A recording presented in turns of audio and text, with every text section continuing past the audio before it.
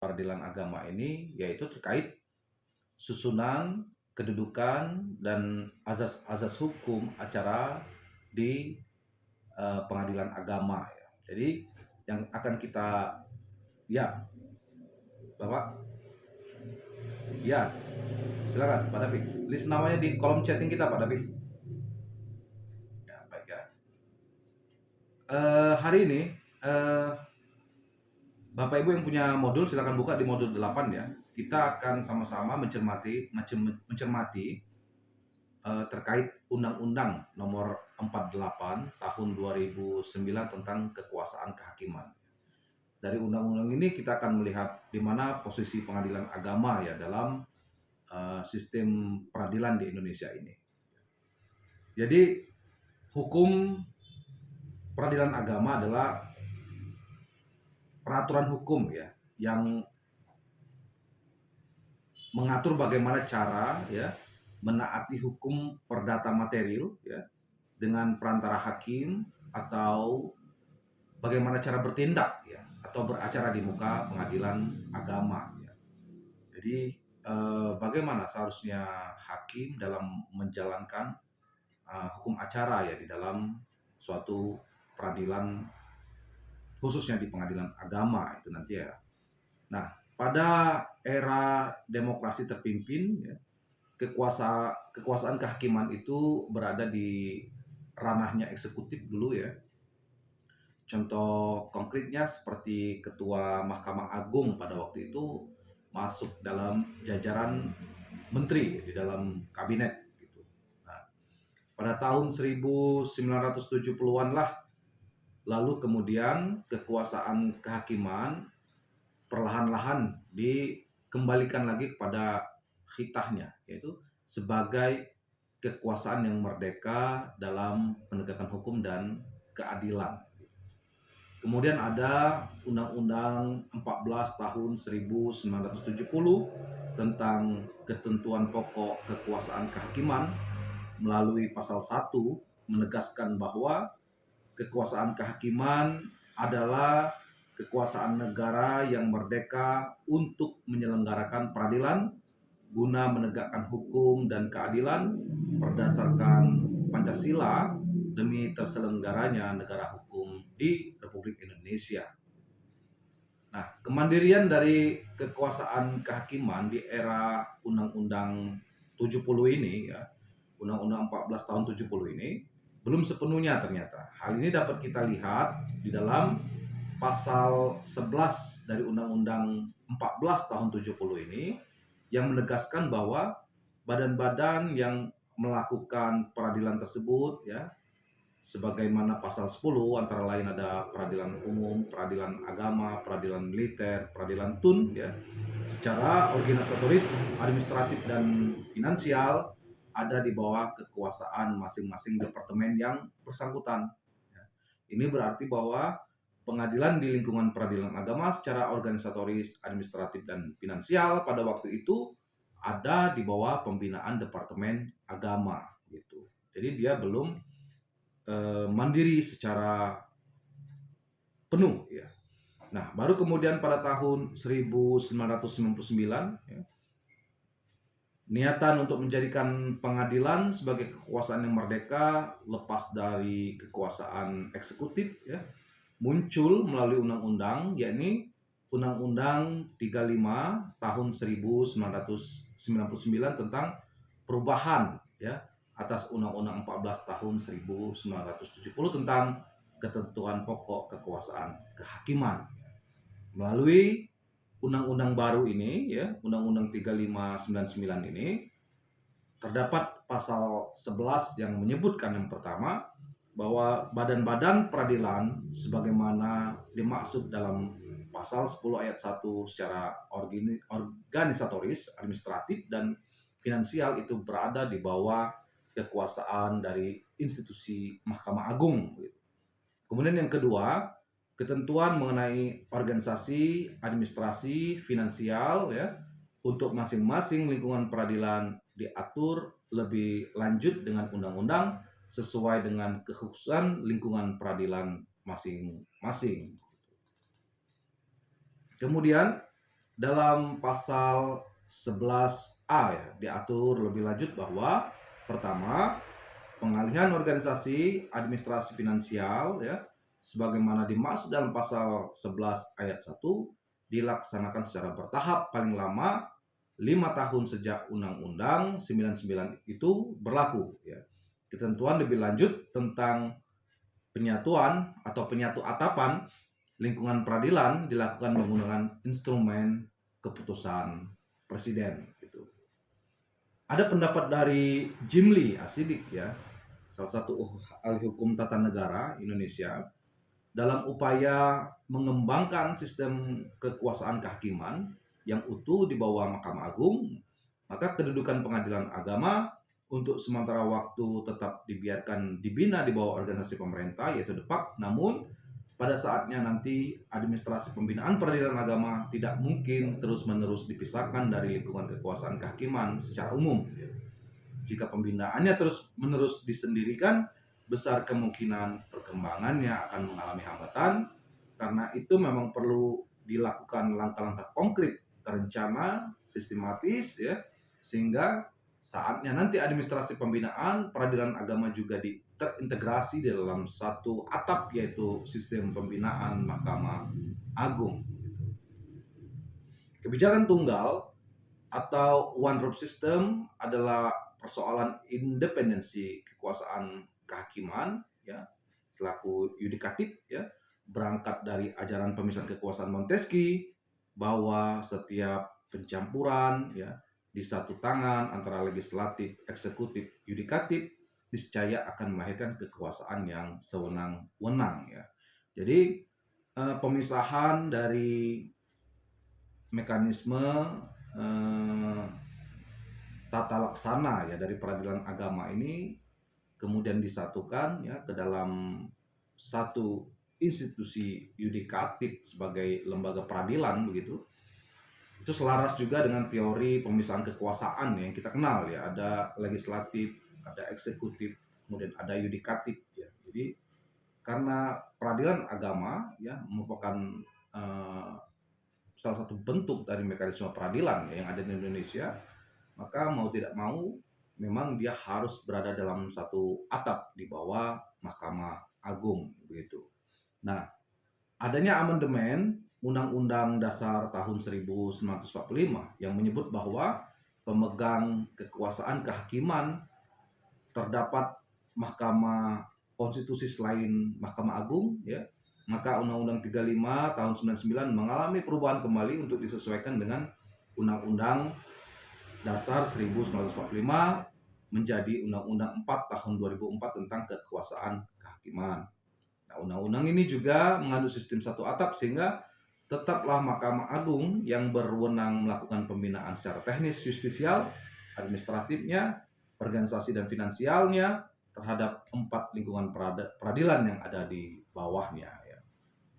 Jadi ada 3 fase ya, fase di tahun 70-an, kemudian ada fase di tahun 1999 sampai di fase tahun 2004 lah, maka secara utuh ya pengembalian lembaga peradilan agama ini ke dalam institusi yang sesungguhnya atau kembali ke hitahnya yaitu Mahkamah Agung.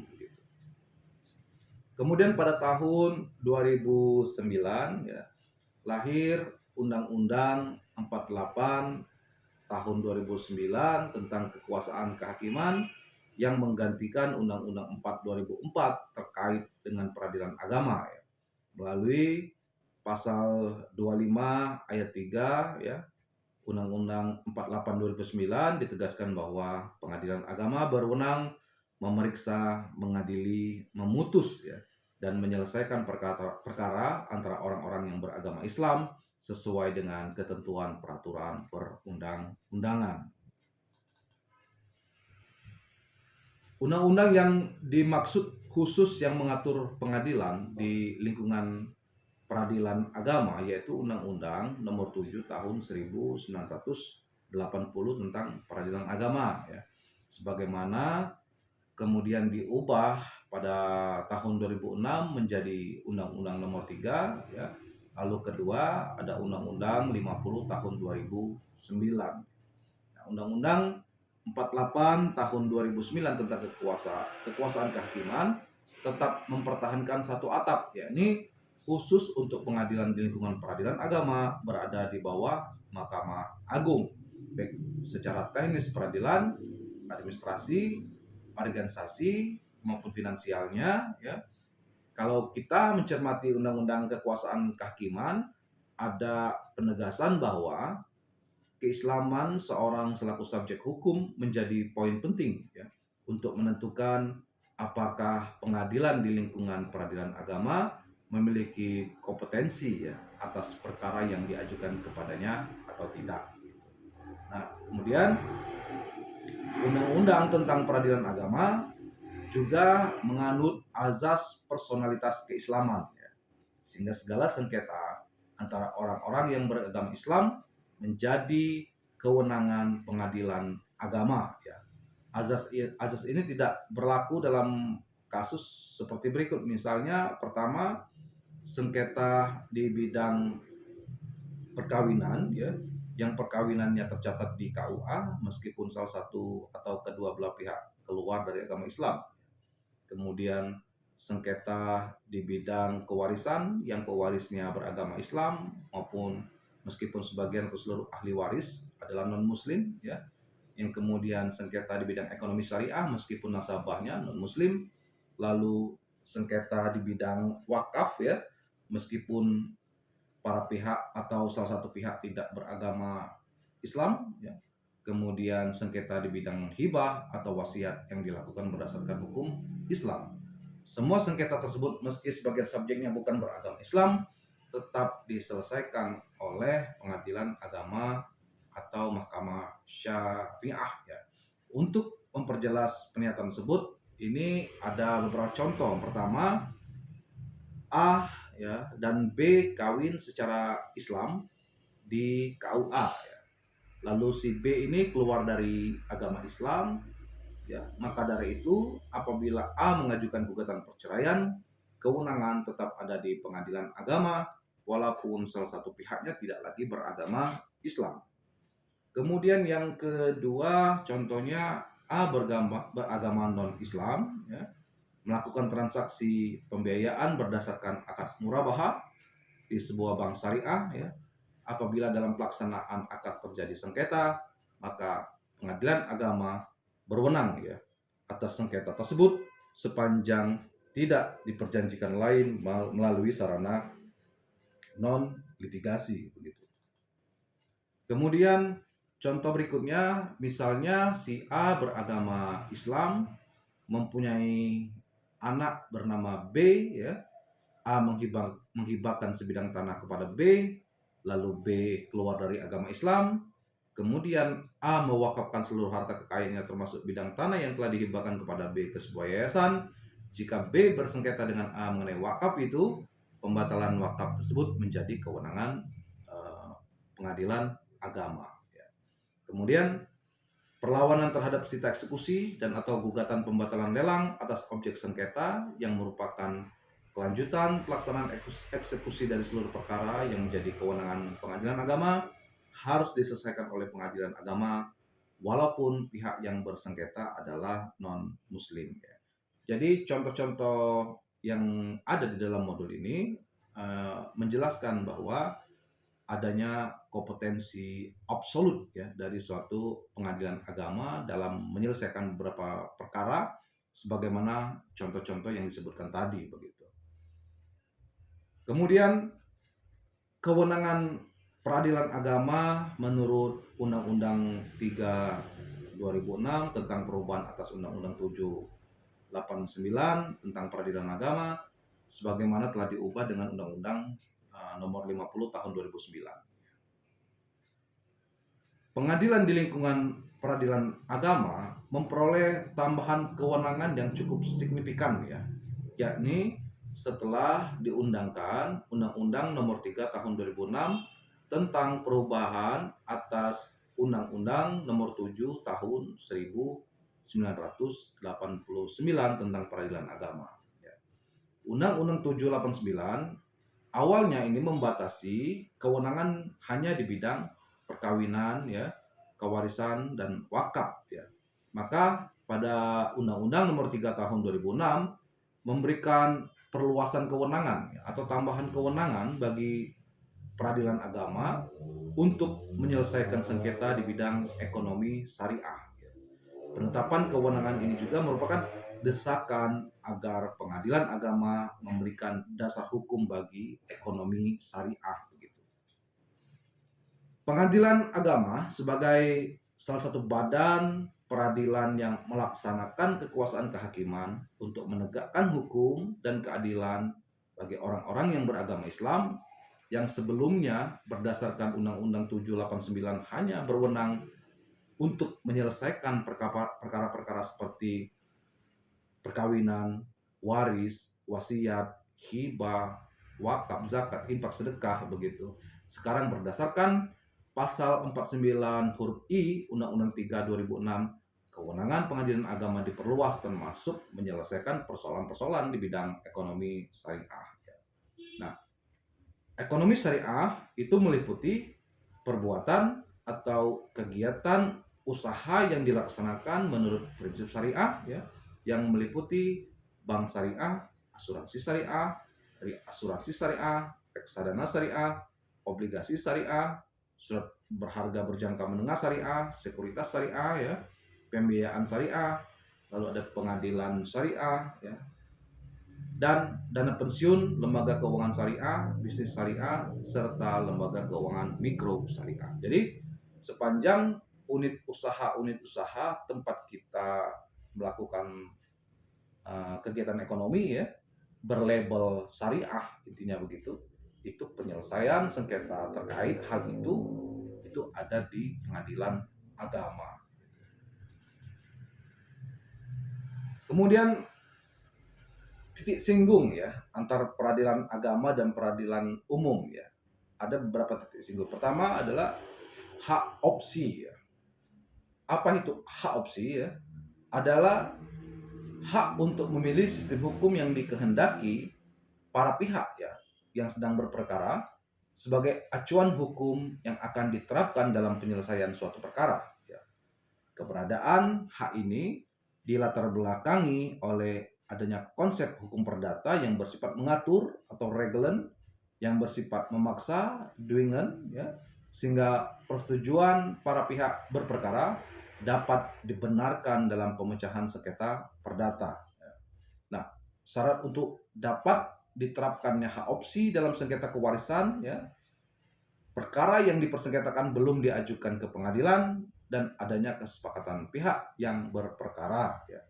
Dengan demikian pada prinsipnya terkait penyelesaian perkara perdata, dasar pijakan kita adalah azas kebebasan berkontrak ya yang ada di dalam Undang-Undang Perdata ya, freedom of contract ya, yang ada di dalam pasal 1338 Undang-Undang Perdata ya, yang intinya bahwa perjanjian yang dibuat secara sah itu berlaku seperti undang-undang ya bagi pihak-pihak yang mengadakannya gitu. Secara ringkas dapat kita katakan bahwa misalnya ada sebuah perjanjian bisnis ya antara A dan B ya, kemudian di dalam salah satu pasal ya itu mesti menyebutkan ya bahwa penyelesaian di awal harus diselesaikan secara musyawarah mufakat begitu. Apabila tidak tercapai musyawarah dan mufakat itu ya, kemudian mau diselesaikan kemana ini kesepakatan para pihak ya. Nah, biasanya kalau kita bertransaksi ekonomi, kegiatan ekonomi syariah ya tentunya penyelesaian sengketa ekonomi ya syariah itu akan memilih opsi pengadilan agama untuk menyelesaikan sengketa yang terjadi di para pihak begitu. Nah, kemudian sengketa kepemilikan. Dalam hal terjadi sengketa hak milik atau sengketa keperdayaan lain ya antara orang-orang yang beragama Islam dan non-Islam ya mengenai objek sengketa sebagaimana dimaksud dalam pasal 49 Undang-Undang 3 tahun 2006 cara penyelesaiannya diatur di dalam pasal 50 yang isinya adalah pertama, dalam hal terjadi sengketa hak milik atau sengketa lain dalam perkara yang dimaksud dalam pasal 49, khususnya mengenai objek sengketa tersebut harus diputus lebih dahulu oleh pengadilan ya dalam lingkungan peradilan umum gitu. Apabila terjadi sengketa hak milik sebagaimana dimaksud pada ayat 1 yang subjek hukumnya antara orang-orang yang beragama Islam, objek sengketa tersebut diputus oleh pengadilan agama bersama-sama sebagaimana dimaksud dalam pasal 49 gitu. Nah, kewenangan untuk menyelesaikan sengketa di bidang hukum keluarga, family law ya, dalam hal ini perkawinan dan waris, ini menjadi kewenangan dari pengadilan agama. Adapun hukum material yang dipakai oleh pengadilan agama khusus tentang sengketa perkawinan didasarkan pada ketentuan yang ada dalam Undang-Undang Nomor 1 Tahun 74 tentang perkawinan dan Instruksi Presiden Nomor 1 Tahun 1991 tentang kompilasi hukum Islam gitu. Lalu kemudian di dalam pasal 49 ya Undang-Undang Nomor 3 Tahun 2006 menentukan kewenangan pengadilan agama di bidang perkawinan. Adapun yang dimaksud dengan perkawinan adalah hal-hal yang diatur dalam atau berdasarkan undang-undang mengenai perkawinan yang dilakukan menurut syariah. Misalnya seperti izin beristri lebih dari satu, ya. Kemudian izin melangsungkan perkawinan bagi orang yang belum berusia 19 tahun, ya. Kemudian dispensasi pernikahan, ya. Lalu pencegahan perkawinan, ya.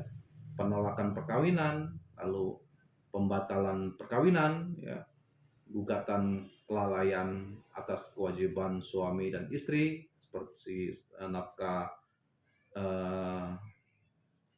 hadanah begitu ya, kemudian perceraian karena talak atau karena cerai gugat ya, lalu juga persoalan penyelesaian harta bersama atau harta gonong gini. Lalu pengadilan agama dapat menetapkan bahwa seorang ibu ya memikul biaya pemeliharaan dan pendidikan anak apabila bapak yang seharusnya bertanggung jawab tidak mematuhinya dan lain-lain. Itu terkait potensi absolut ya. Nah, kewenangan pengadilan agama untuk memeriksa, ya, memutus, menyelesaikan perkara waris, ya, meliputi penentuan siapa yang menjadi ahli waris, ya, penentuan harta peninggalan, penentuan pelaksanaan pembagian harta peninggalan, ya, penetapan pengadilan tentang siapa yang menjadi ahli waris, ya, dan penentuan bagian masing-masing ahli waris, ya. Hal-hal yang perlu mendapat perhatian masyarakat pencari keadilan ya, khususnya mengenai waris ini antara lain pertama, azas ijbari bahwa hukum waris otomatis berlaku efektif saat setelah pewaris meninggal dunia ya. Pada saat itulah penentuan siapa-siapa ahli warisnya dan apa saja harta warisnya. Yang kedua, mengenai hak angkat, mengenai anak angkat ya, meskipun bukan ahli waris namun dalam kompilasi hukum Islam anak angkat itu dapat sepertiga dari harta orang tua angkatnya. Ya. Lalu mengenai harta bersama bagi suami istri dari satu orang ya, di antara hakim pada pengadilan agama masih beda pendapat ya. Satu pihak berpendapat bahwa seorang suami yang mempunyai 2 atau 3 atau 4 istri, maka harta bersama tersebut setengah hak suami dan setengah lainnya hak istri ya, secara bersama-sama. Sedangkan pihak lain berpendapat bahwa oleh karena harta bersama adalah harta syirkah ya, untuk suami yang beristri 2, hak suami sepertiga, hak istri pertama sepertiga, hak istri kedua adalah sepertiga. Demikian seterusnya untuk yang beristri 3 dan 4 gitu. Lalu masih ada beberapa hal lagi seperti perkara waris ya, yang harta warisan itu berupa saham pada PT, karangan-karangan yang diterbitkan oleh penerbit misalnya, kemudian asuransi juga ya, harta di luar negeri bagi WNI yang kawin dengan WNA dan sebagainya.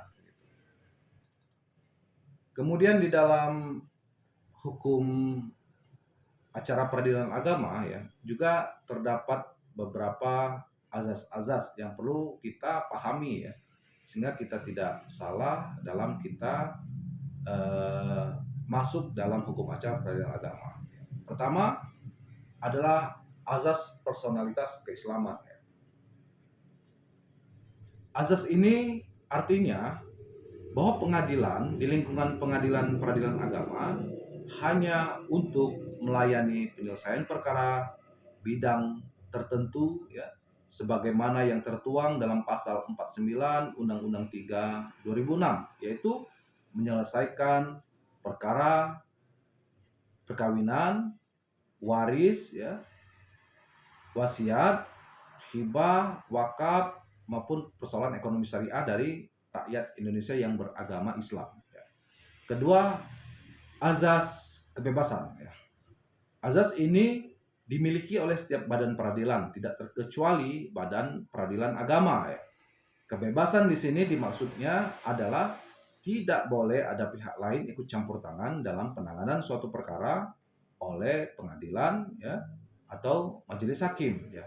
Ikut campur dapat berupa pemaksaan ya atau rekomendasi yang datang dari pihak ekstrayudisial, ancaman dan lain sebagainya. Kemudian azas tidak boleh menolak perkara dengan alasan hukum tidak jelas atau tidak ada. Ada pasal 10 ya Undang-Undang 48 2009 tentang kekuasaan kehakiman yang menyebutkan bahwa pengadilan tidak boleh menolak untuk memeriksa, mengadili, memutus perkara yang diajukan dengan dalih bahwa hukum tidak ada atau kurang jelas atau tetap wajib ya atau kurang jelas tapi tetap wajib untuk memeriksa dan mengadilinya. Biasanya kalau itu bukan ranah dari suatu pengadilan, maka terakhir ya putusannya akan menjadi NO ya, ditolak begitu ya, atau tidak dapat diterima. Nah, kemudian ada azas berikutnya yaitu azas hakim wajib mendamaikan. Penyelesaian suatu perselisihan yang terbaik dilakukan dengan cara perdamaian atau mediasi ya. Hukum Islam mementingkan penyelesaian perselisihan dengan cara perdamaian sebelum dengan cara putusan pengadilan, karena putusan pengadilan dapat menimbulkan dendam yang mendalam terutama bagi pihak yang kalah ya. Untuk itu, sebelum diperiksa, hakim wajib berusaha mendamaikan kedua belah pihak terlebih dahulu. Makanya apabila kita beracara di pengadilan agama, setiap kali bersidang tentu hakim akan terus bertanya atau mengulangi pertanyaan ya. Bagaimana pihak penggugat atau pihak tergugat ya, apakah selama ini sudah ada upaya untuk mendamaikan persoalan ini. Nah, nanti akan diberikan kesempatan kepada pihak penggugat atau penasihat hukumnya, lalu pihak tergugat atau penasihat hukumnya untuk menyampaikan ya, apakah sudah ada upaya-upaya perdamaian ya di luar persidangan ya. Itu ditanyakan meskipun ya proses mediasi yang sesuai prosedur di peradilan agama itu telah gagal ya. Jadi biasanya sebelum sidang akan ada proses perdamaian yang akan dimediasi oleh hakim mediator ya. Akan diberi waktu 1 minggu untuk melaksanakan proses mediasi begitu.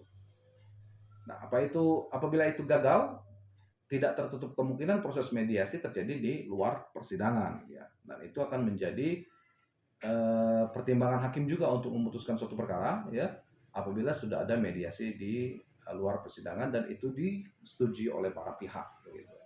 Kemudian azas sederhana, cepat dan biaya ringan. Lalu berikutnya ya, azas mengadili menurut hukum dan persamaan hak gitu. Kemudian ada azas ya persidangan terbuka untuk umum. Lalu azas aktif memberi bantuan ya. Artinya pengadilan harus membantu secara aktif kepada para pencari keadilan dan berusaha secara sungguh-sungguh sekeras-kerasnya mengatasi segala hambatan di tangan untuk dapat tercapainya peradilan yang sederhana, cepat dan biaya ringan. Lalu azas peradilan dilakukan dengan hakim majelis ya. Lalu ada azas pemeriksaan dalam 2 tingkat ya. Maksudnya ada tingkat banding ya apabila tidak puas di tingkat pertama begitu. Lalu azas kewenangan mengadili tidak meliputi sengketa hak milik ya. Dalam pasal 50 Undang-Undang 789 tentang peradilan agama disebutkan bahwa dalam hal terjadi sengketa mengenai hak milik atau keperdataan lain dalam perkara-perkara sebagaimana dimaksud dalam pasal 49, khusus mengenai objek yang menjadi sengketa tersebut harus diputus terlebih dahulu oleh peradilan umum. Ya. Dari ketentuan ini tampak bahwa kewenangan pengadilan agama masih dibatasi. Akan tetapi dalam undang-undang yang baru, Undang-Undang 3 2006, ketentuan pasal 50 berubah menjadi dalam hal terjadi sengketa hak milik atau sengketa lain dalam perkara sebagaimana dimaksud dalam pasal 49, khusus mengenai objek sengketa tersebut harus diputus lebih dahulu oleh pengadilan dalam lingkungan peradilan umum. Kemudian dalam ayat 2 disebutkan bahwa apabila terjadi sengketa hak milik sebagaimana dimaksud pada ayat 1 yang subjek hukumnya antara orang-orang yang beragama Islam, maka objek sengketa itu diputus oleh pengadilan agama bersama perkara sebagaimana dimaksud dalam pasal 49.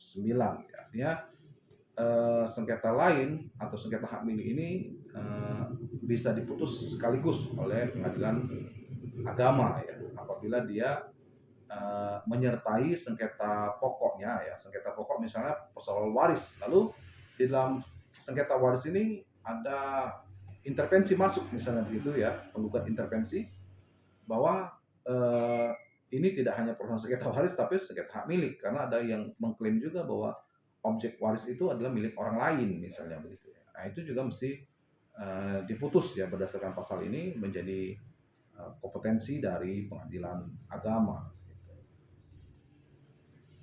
Azas berikutnya ya, azas hakim bersifat menunggu.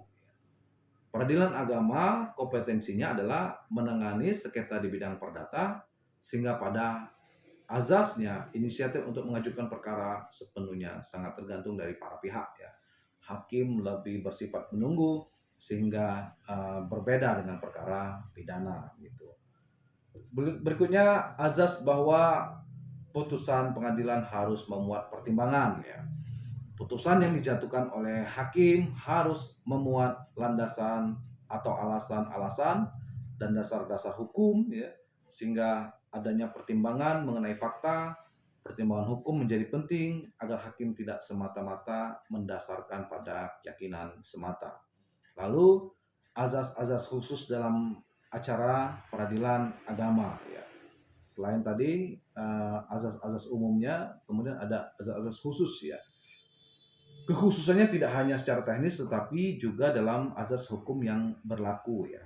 Kekhususan dimaksud terdapat azas-azas seperti berikut. Yang pertama, azas personalitas keislaman atau azas actor sequitur forum rei.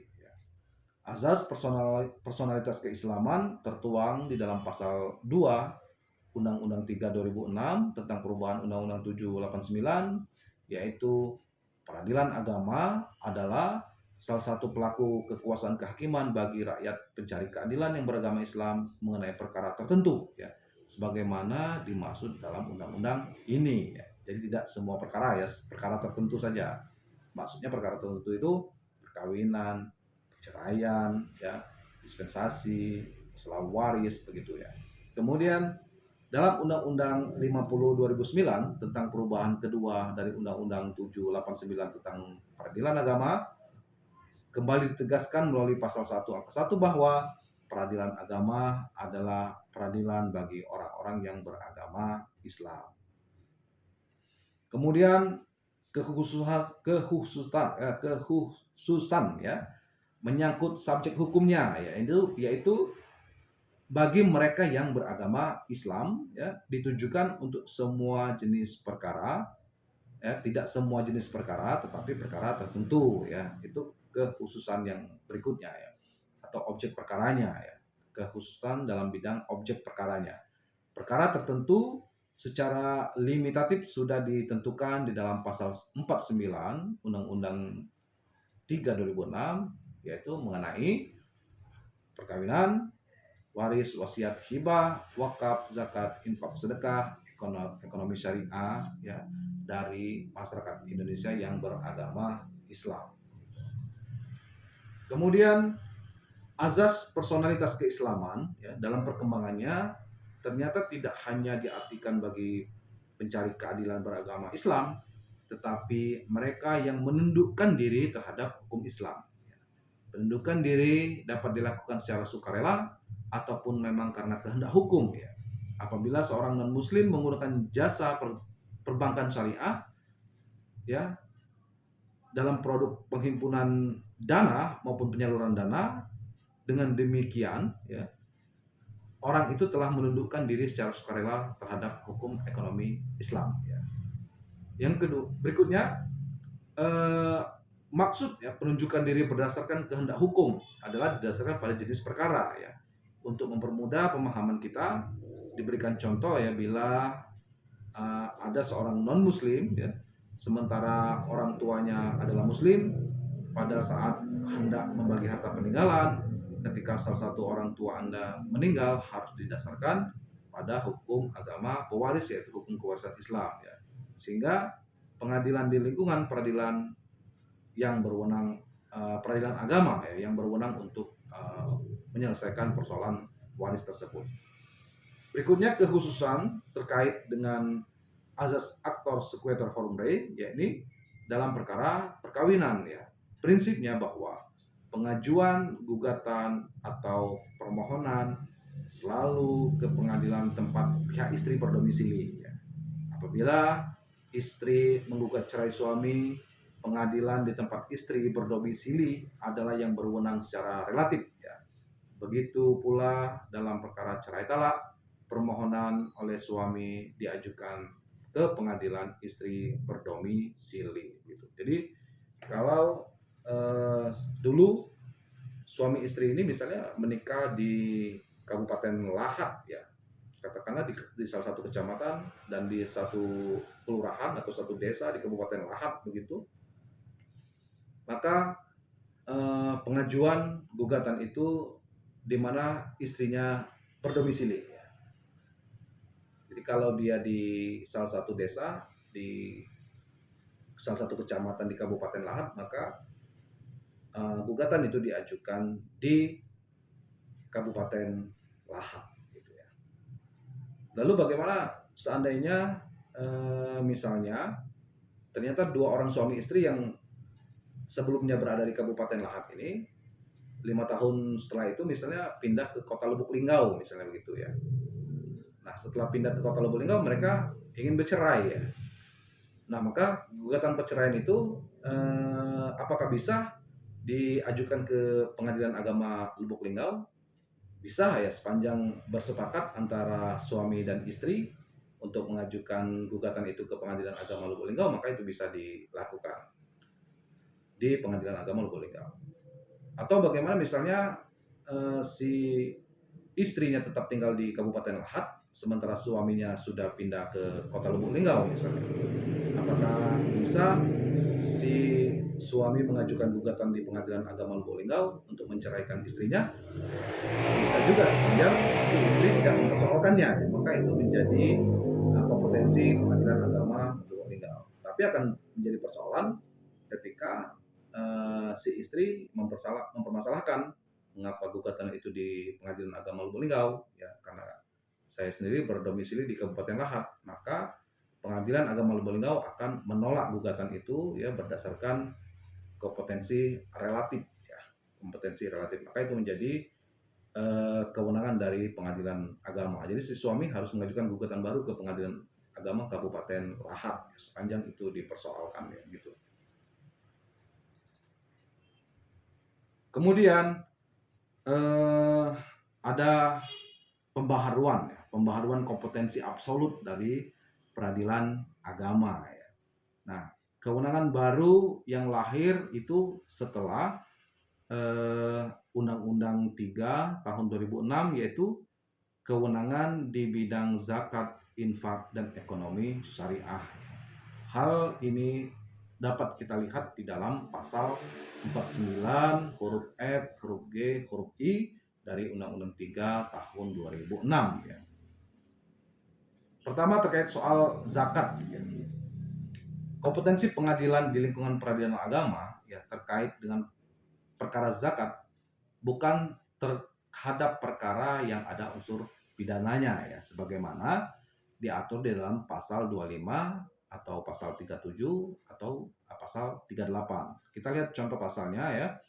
Perbuatan pidananya ada di pasal 25 ya, di Undang-Undang Zakat ya. Zakat wajib didistribusikan kepada mustahik sesuai dengan syariat Islam.